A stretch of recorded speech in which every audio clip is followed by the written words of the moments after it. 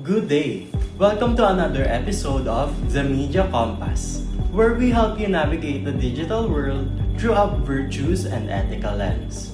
Whether you're on the go or taking a quick break, sit back and join us for today's discussion. So I am Orion Means. I am Trinity Bonya.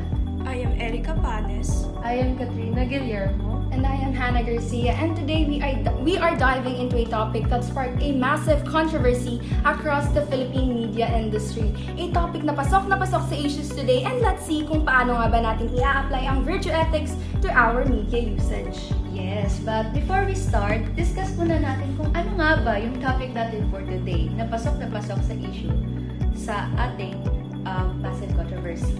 So the Peanut Media Gallery issue talks about the case of the Peanut Gallery Media Network and its founder, Franco Mabanta, where he and 4 other associates were arrested by the NBI for attempting to extort 300 million pesos from former housekeeper Martin Romualdez in return for not publishing a video expose of his involvement with the flood control project. Ayan. So last episode, we asked you guys to send your questions regarding this topic, and namili kami behind the scenes ng top 5 na sasagutin namin. And we will also share yung insights namin for this topic, not just to inform you guys, but to also share our advice for a safe and ethical use for media. Okay, the first comment comes from Anan01249. They ask, what makes the Peanut Gallery issue ethically important? Okay, so the Peanut Gallery issue is ethically important because it goes beyond just one channel or personality. It raises bigger questions about truth-telling, accountability, and the power media holds over public perception. At its core, this issue blurs the line between the media's responsibility to inform the public and the potential abuse of that role for personal gain, as seen in the extortion allegations involved. When public trust in media is at stake, it's no longer just a legal matter, it becomes a moral one, because it affects the integrity of the entire industry and the public's confidence in the information they consume.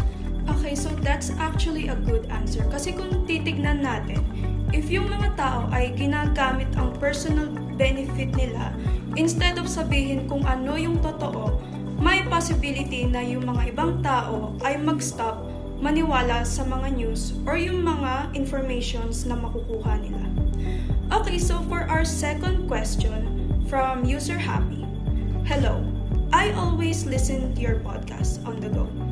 My question po is, how does virtue ethics helps us analyze the issue beyond simply asking who is right and wrong? Okay, so that's actually a great question. No? Ganito kasi yun instead of just asking whether Franco Mabanta and his associate committed a crime, virtue ethics asks, do their actions reflect their moral character, or meron bang mga virtue ethics na na-uphold or hindi na-uphold. So it goes beyond simply asking kung ang nagawa ba nila ay tama o mali, because it focus more on the character and the values na nagre-reflect sa actions ng mga involved, particularly whether yung mga virtues such as honesty and truthfulness and other specific and significant virtues were upheld. So instead of limiting the issue into a legal wrongdoing, it examines whether the intent behind the alleged expose is actually to simply spread the truth, to simply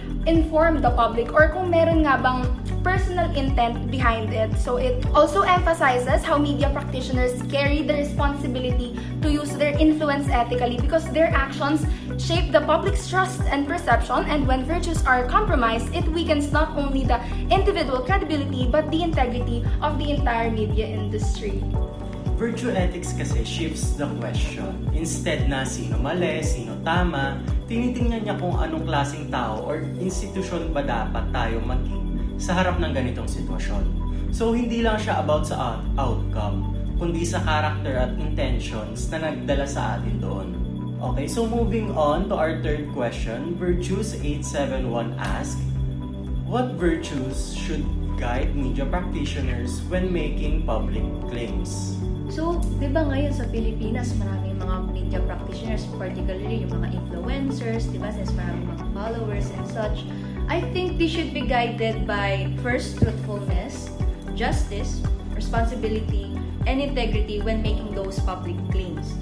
Truthfulness kasi means that they should really verify the information first before sharing, before posting, or even reporting it, especially since a lot of things nga sa social media can be misleading. For justice naman, I think important siya since they should not only focus on the one side of the story, but also consider the perspective of others. So, di ba parang sa korte, hindi lang naman ang pinatanggol naman doon is yung naape, kundi pati rin yung na-accused, di ba? So, everyone deserves their chance to defend themselves.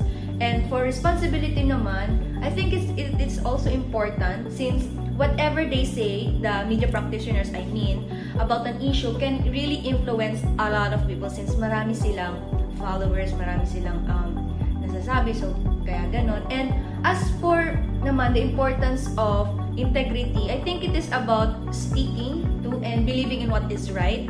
Kasi even if there is pressure to make the story more popular, kailangan kung ano yung tama, yun yung susundin mo, di ba? Exactly. It's really important that media practitioners upheld these virtues, no? Kasi, as you said, sila yung pinaniniwalaan natin, sila yung pinagkukunan natin ng information. So, kung hindi tama yung sinasabi nila, paano pa natin sila pagkakatiwalaan? And of course, other than that, dapat lahat naman talaga is i-upheld yung virtue, yung media ethics. So, down to our fourth question, sabi ni user21ethics, hello, I'm a student who is learning how to use social media properly. What do you think are the virtues that students need when consuming news or social media content?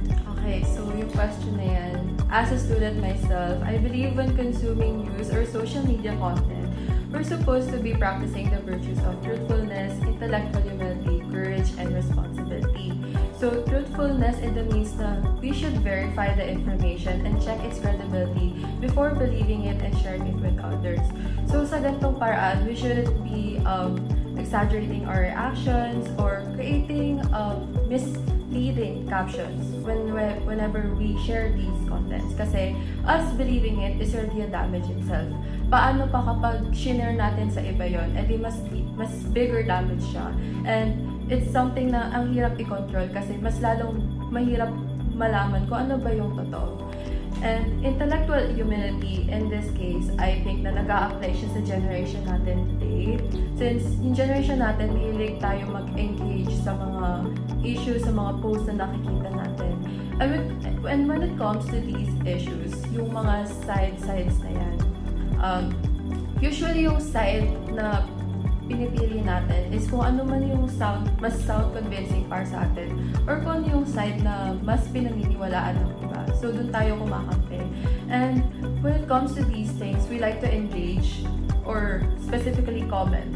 So, in these kinds of things na makikip-comment tayo ng insights natin. And syempre, hindi naman may iwasan na ile-lecture natin yung iba.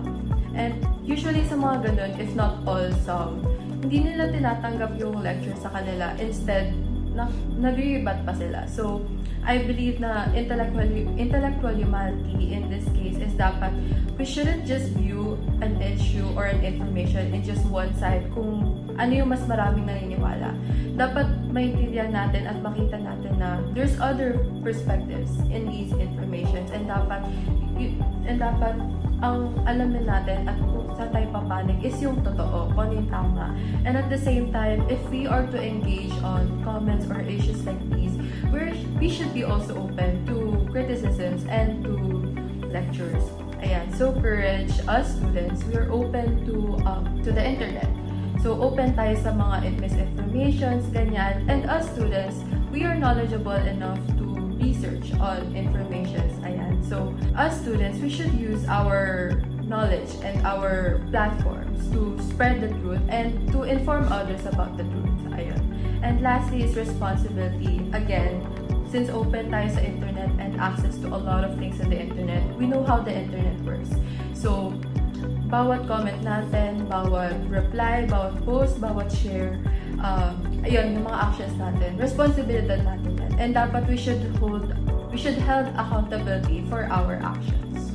Wait, tama ka dyan, Miss Guillermo. Lalo na yung part wherein kailangan mag-fact checking and accountability since alam mo naman na parang mali ka, nagre-rebuttal ka pa na pinagtatanggol mo pa yung answer mo, which is dapat i-take to account mo na lang siya. So, okay. So, medyo marami-rami na kasi yung comments dito for today. Pero itong last question na to, I think this is very a good one. Sabi kasi dito ni 5:05 APM, how can we avoid reacting impulsively when claims online are conflicting? Okay, so we can actually avoid this by taking our time i-verify yung mga informations bago tayo maniwala. O kaya i-share. Kasi marami na sa internet ngayon or sa social media ang gawa na lamang sa AI. O kaya gawa-gawa siya para makasira ng reputasyon. Gaya nga ng sinabi ni Miss Hibonia at saka ng mga iba kong kasama na dapat lang na maging responsable tayo sa paggamit ng social media.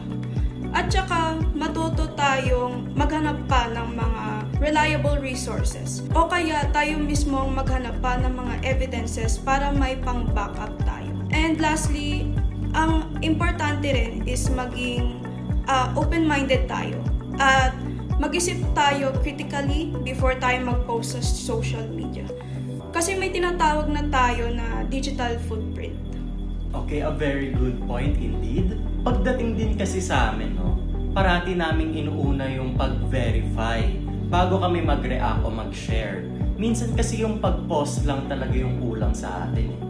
We have made such a very good conversation today. Though, as much as we want to read lahat ng comments nyo, I think kailangan natin ng at least a whole day para mabasa lahat. Yes. But either way, we still made a lot of points and also notes of discussion as well as the tips and advice from us to keep your social media usage healthy. Yes, so we hope you guys learned a lot from this episode about the topic of the peanut gallery issue. And sana, let's always remember to use media ethically. We will see you on the next episode.